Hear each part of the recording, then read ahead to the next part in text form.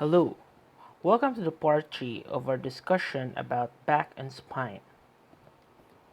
So this time, let's talk about the thoracic region. There are a total of 12 bones in our thoracic spine.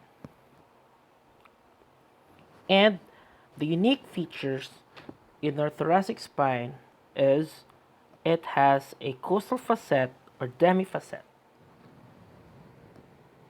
In a typical thoracic vertebra, there are two costal facets, used to be attachment of the ribs.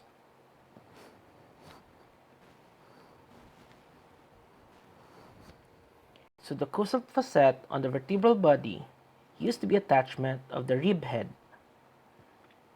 and the costal facet on the transverse process used to be attachment of the rib tubercle.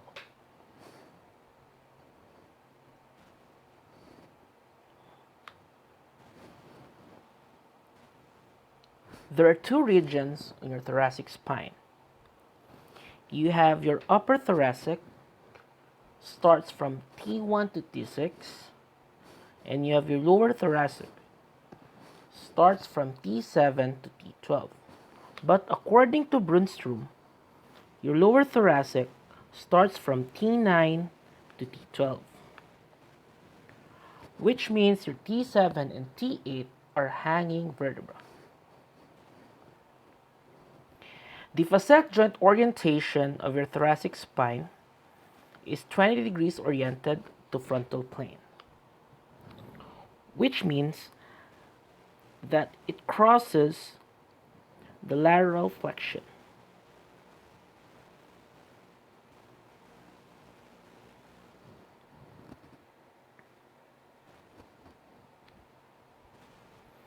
So here's another photo of the thoracic spine.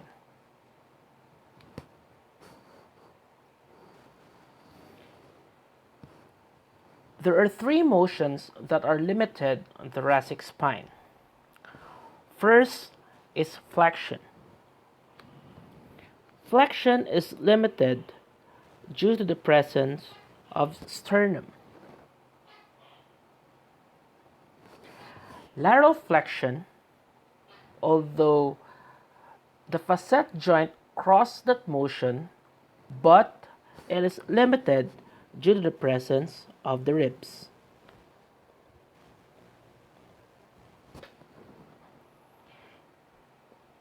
Extension is also limited due to the orientation of the spinous processes, which points downward, which means that the dominant motion or the greatest motion in the thoracic spine is rotation. Because of the rule that lateral flexion and rotation are coupled movement.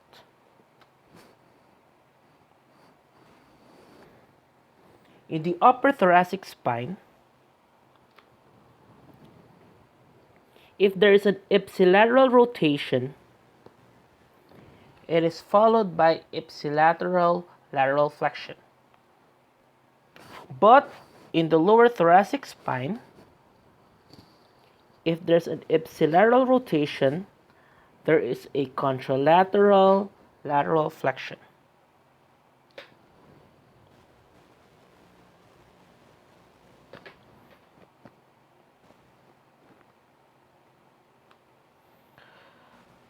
Let's go down to the lumbar region. The lumbar region has a total of 5 bones. And the unique features of a lumbar spine is that it has a mammillary bodies. It used to be muscle attachment.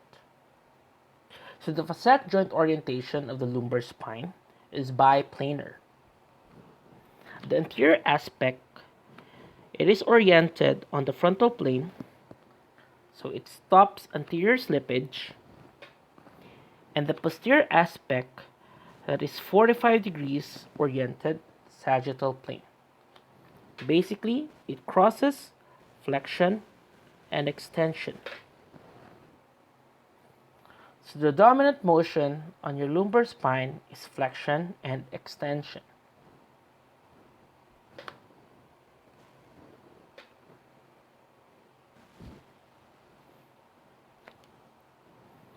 So here's photo of a lumbar spine.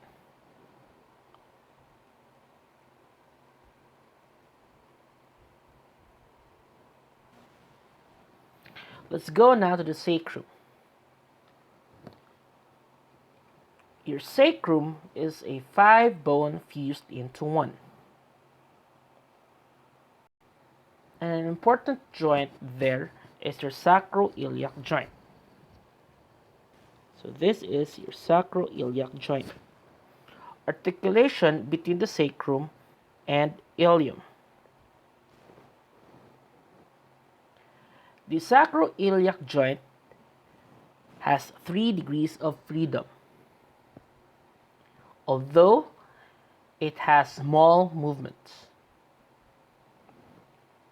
The unique motion on the SI joint is nutation and counter nutation. Denutation and counter nutation is the movement of the sacrum. In your posterior pelvic tilt and anterior pelvic tilt, that is the movement of the pelvis.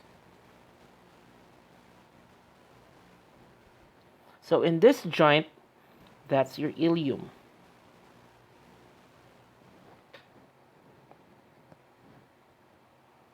So let's review our topic during prelim, which is counter nutation and nutation. First, let's talk about anterior pelvic tilt and counter nutation.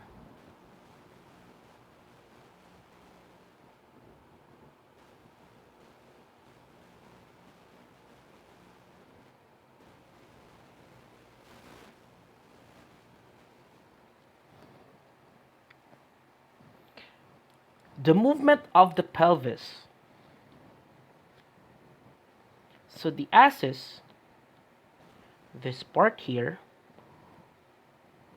moves anteriorly and inferiorly. But the sacral promontory is located here, moves superiorly and posteriorly.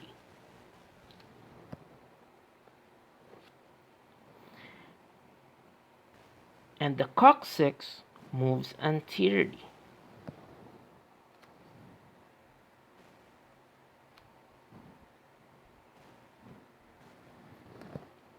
And the muscles that are contracting during anterior pelvic tilt are the back extensors that are attached to the sacrum